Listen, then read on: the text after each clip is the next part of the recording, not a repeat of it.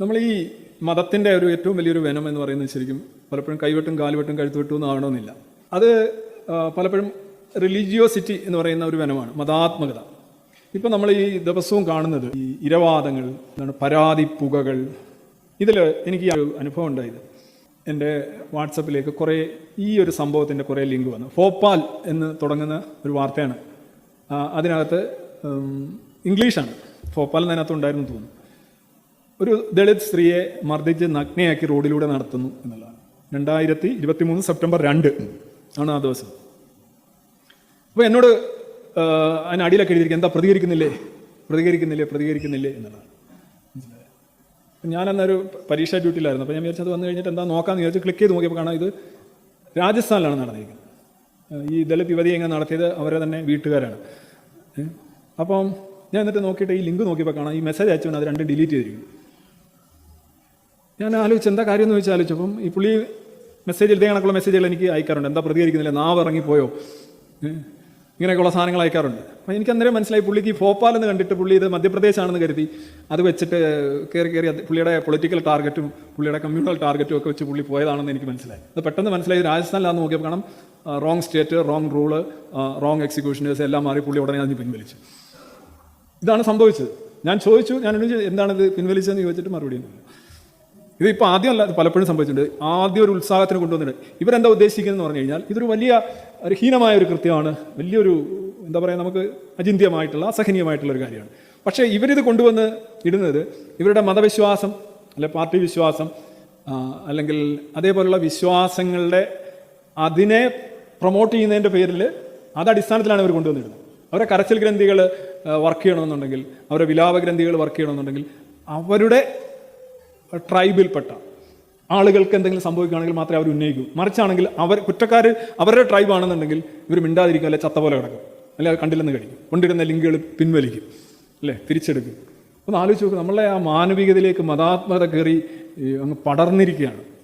ഈ വനം ശ്രദ്ധിച്ച് നോക്കും. നമുക്ക് സാധാരണ ഇതിൽ ഒരു മനുഷ്യനെ എവിടെ വീണാലും, ഒരു സ്ത്രീക്ക് ഒരു അപമാനം ഉണ്ടായാലും, ഒരു കുട്ടിക്കൊരു അപകടം ഉണ്ടായാൽ നമ്മളുടെ ആ ആർദ്രതയും നമ്മുടെ ആ മാനവികമായിട്ടുള്ള വികാരങ്ങളും അറിയാതെ ഉയരുന്ന രീതിയിലാണ് നമ്മുടെ മസ്തിഷ്കം പരിണാമത്തിലൂടെ ഉരുത്തിരിഞ്ഞുണ്ടായിരിക്കുന്നത്. ആ ഒരു ഉരുത്തിരിയലിനെ പോലും കളങ്കപ്പെടുത്തിക്കൊണ്ട് ഏതാനും ചില സെലക്റ്റഡ് ആയിട്ടുള്ള അവസ്ഥകളിൽ മാത്രം ഈ ഫീലിങ്സ് ഉണ്ടാകുന്ന രീതിയിലേക്ക് നമ്മളങ്ങ് മാറുകയാണ്. എത്ര വലിയൊരു ട്രാജഡിയാണെന്ന് ആലോചിച്ച് നോക്ക്. ഇത് പറയും മതം കുഴപ്പമൊന്നുമില്ലേ? മതത്തിൻ്റെ ഒരു വലിയ പ്രശ്നമാണ് ഈ മതം നിർമ്മിക്കുന്ന ഗോത്രീയതയാണ്. ഞാൻ റിലീജിയൻ പോകുന്നത് ഇതേപോലെയാണല്ലോ.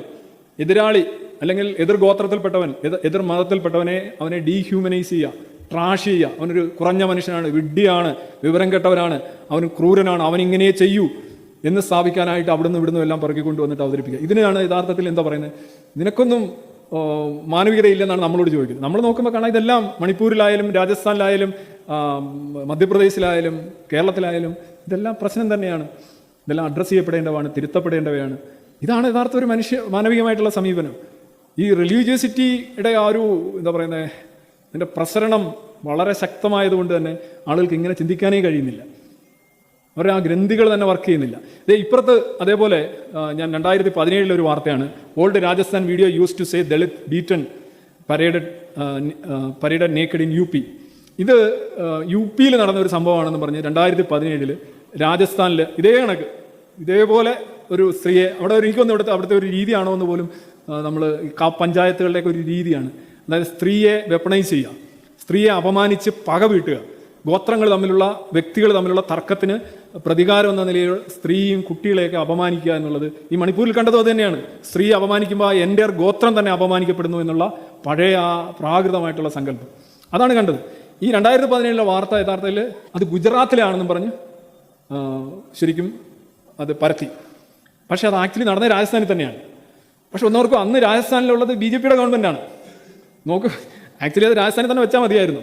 ഈ വിഭ്രാന്തിയിൽ അത് UP ഇതെടുത്തിട്ട് അത് ഗുജറാത്തിലാണെന്ന് പറയുന്നു, UP പറയുന്നു. ആക്ച്വലി ഇത് രാജസ്ഥാനിലാണ്. ഇവിടെ മന്ത്രിസഭ ഏതായാലും വസുന്ധര രാജെ സിന്ധ്യ ആയാലും അശോക് ഗെഹ്ലോട്ട് ആയാലും അവിടെയുള്ള പ്രത്യേക സാമൂഹിക പരിസരങ്ങളും അവിടുത്തെ കൾച്ചറലായിട്ടുള്ള അവസ്ഥകളുമാണ് ഇതുണ്ടാക്കുന്നത്. അവിടുത്തെ ആ ഒരു ഏതെങ്കിലും പാർട്ടി മാറിയോണ്ടെന്ന് ഇതൊന്നും മാറുന്നില്ലെന്ന് നമുക്കറിയാം.